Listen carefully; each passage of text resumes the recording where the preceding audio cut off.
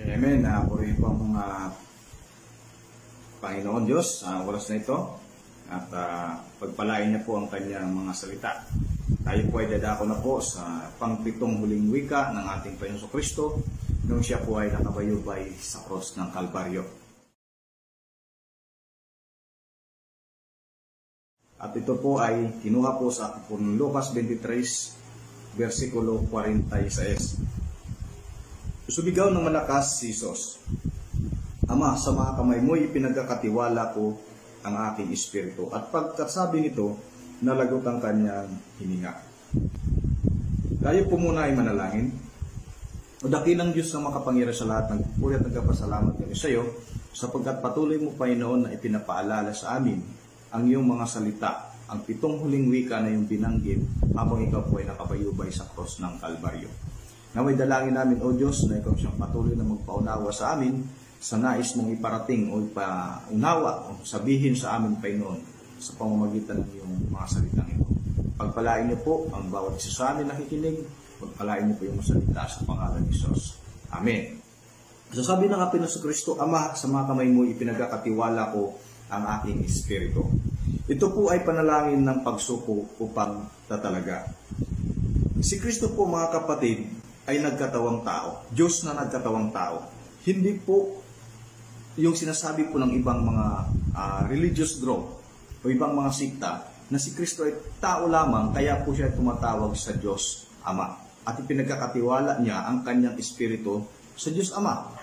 So, bigyan po natin ito ng pagpapaliwanag po sa aklat po ng Lucas 2, versikulo 6 hanggang 8. Basahin po natin. Kahit taglay niya ang kalikasan ng Diyos, hindi niya pinagpilitang manatiling kapantay ng Diyos.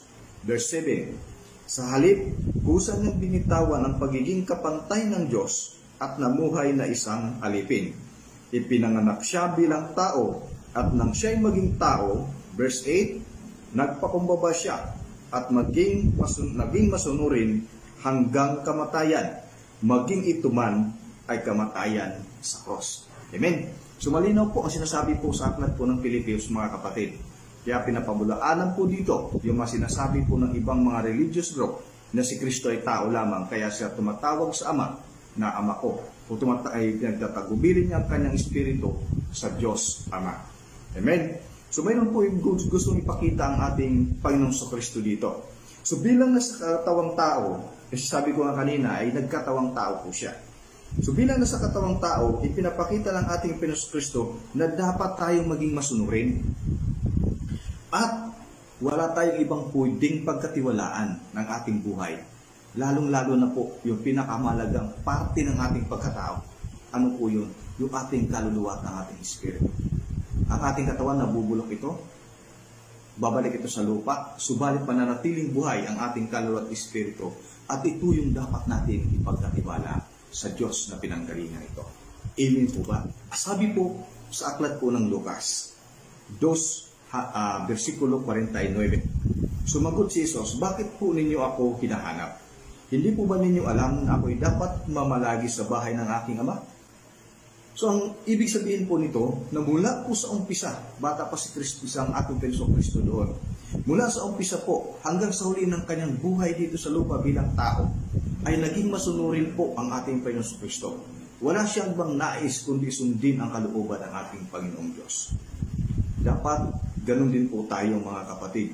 Bilang mga tagasunod ng ating Panginoong Kristo, sundan natin ang kanyang halimbawa na dapat lubos tayong magpasakop sa Diyos.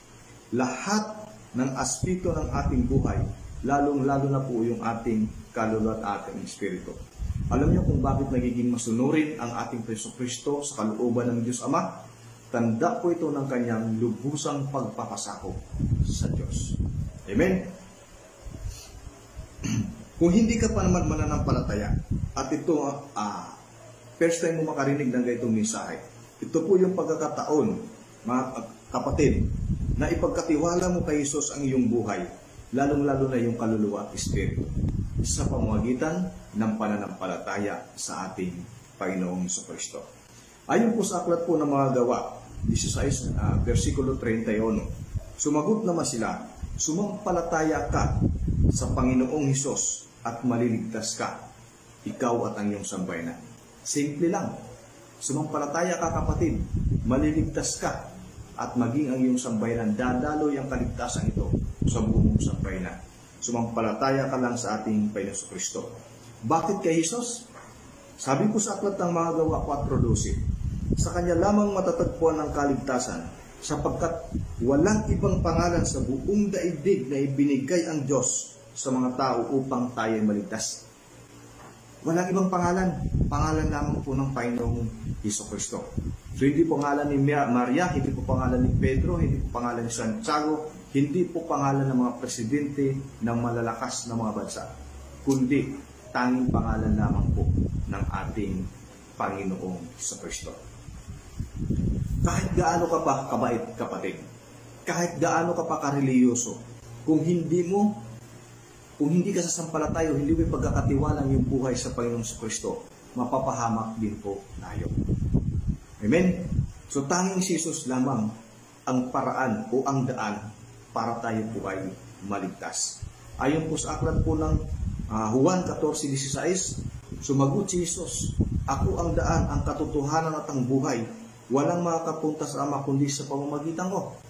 So malinaw pong sinabi ng ating Panginoon Kristo mismo na walang ibang paraan o walang ibang daan upang makapunta sa Diyos Ama. Sa pamamagitan niya lamang po. Ibig po ba? At ito po ay sinabi rin po ni Dr. A.W. Tozer. Si Kristo ay hindi isa sa maraming paraan upang lapitan ng Diyos, ni hindi ang pinakamainam na paraan. Hindi siya isa sa maraming paraan o yung pinakamainam na paraan. Anong sabi po ni Dr. Tozer?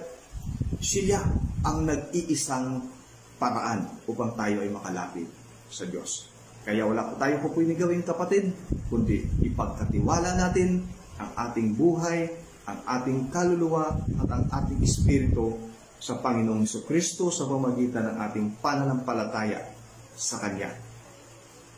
Ang pangpitong huling wika po ng Panginoong Jesucristo sa krus ng Kalbaryo, Ama ko, sa mga kamay mo'y ipinagtatagubilin ko ang aking espiritu, ay panalangin po ng pagsuko o pagtatalaga. Tayo muli ay manalangin. Pagdakilang Diyos sa makapangyarihan sa lahat. Salamat sa mga salita mo, Panginoon, sa hapon o sa araw na ito, Lord. Pagpalain niyo po ito, pagpalain niyo rin po ang bawat nakikinig, pagpalain niyo po ang bawat isa sa amin, sa pangalan ni Jesus.